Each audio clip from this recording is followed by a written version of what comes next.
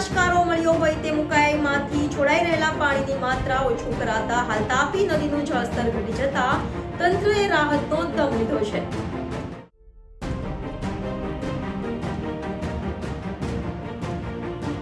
સુરત સહિત સમગ્ર ગુજરાતમાં ભારે વરસાદ પડી રહ્યો છે, ત્યારે સુરત શહેર અને ઉકાઈ ડેમના ઉપરવાસમાં ભારે વરસાદને લઈ સુરતની જીવાદોરી સમાન તાપી નદીની જળસપાટી વધતા તંત્ર એલર્ટ થઈ ગયું હતું.